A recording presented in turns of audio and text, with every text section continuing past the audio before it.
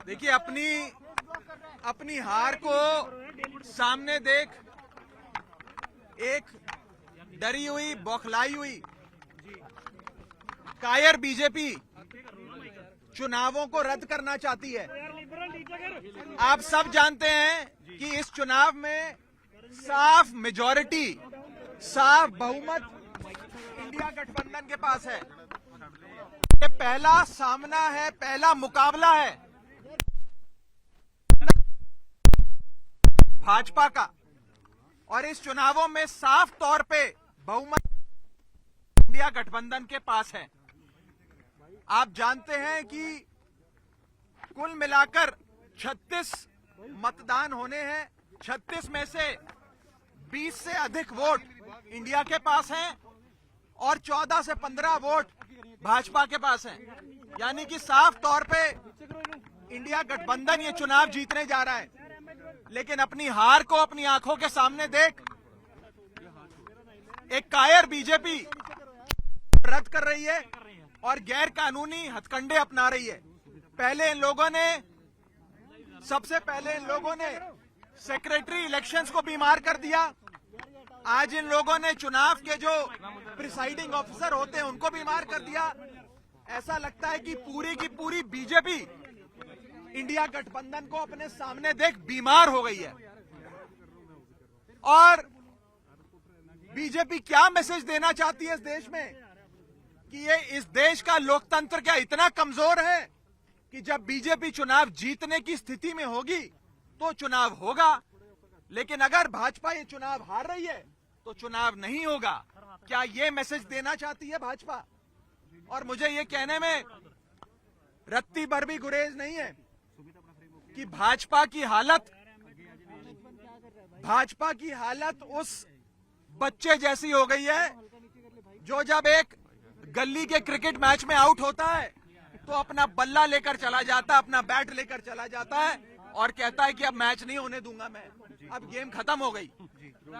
इस देश को क्या नॉर्थ कोरिया बनाना चाहती है भाजपा कि चुनाव ही रद्द करा दिए जाए? ये बहुत खतरा है इस देश के लोकतंत्र को भाजपा से। और मैं आपको साफ तौर पे ये कहना चाहता हूं कि अगर इंडिया गठबंधन एकजुट होकर ऐसे लड़ता रहा तो वो दिन दूर नहीं कि भाजपा इतनी बीमार हो जाए कि भाजपा को लोकसभा 2024 के चुनावों से भी भागना पड़ जाए।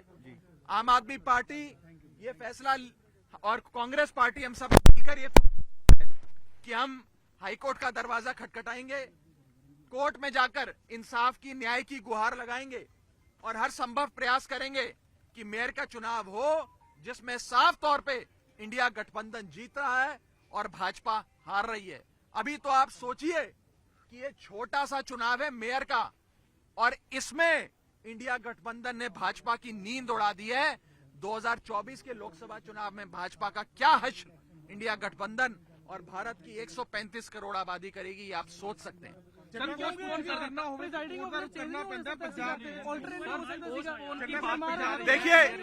देखिए हम आज भी इलेक्शन प्रशासन से यही विनती करेंगे कि अगर एक प्रिसाइडिंग अफसर बीमार हुए हैं तो आप दूसरा प्रिसाइडिंग अफसर नियुक्त कर दो, जिस मर्जी को चाहे नियुक्त कर दो। लेकिन चुनाव आज शेड्यूल्ड थे, निर्धारित तारीख थी, आज चुनाव होना था।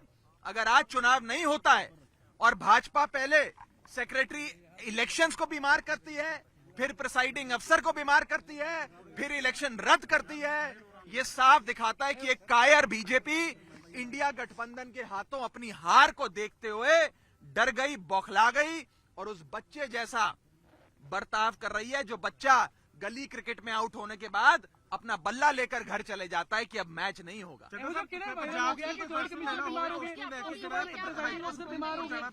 देखिए हम लोगों के पास आज इस इलेक्शन बिल्डिंग में जाने के लिए वैलिड पासेस थे, हम समय पर पहुंचे, लेकिन ये बताया गया कि एंट्री बंद कर दी गई है।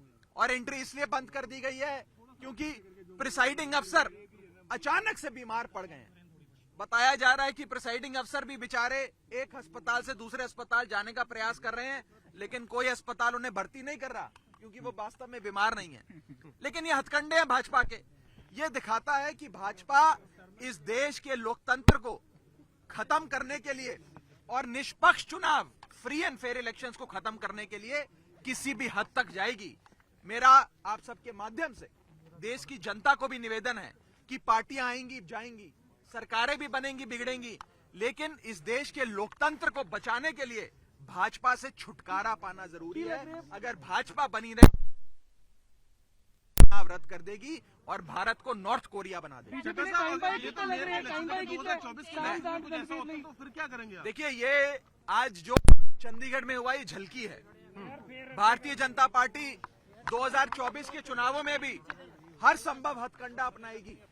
चुनावों को, फ्री एंड फेयर इलेक्शंस को, निष्पक्ष चुनाव को इन्फ्लुएंस करने के लिए, प्रभावित करने के लिए। इसीलिए इस देश की 135 करोड़ जनता को साथ आना होगा, इंडिया गठबंधन को और मजबूत होना होगा और मजबूती से भाजपा का सामना करना होगा।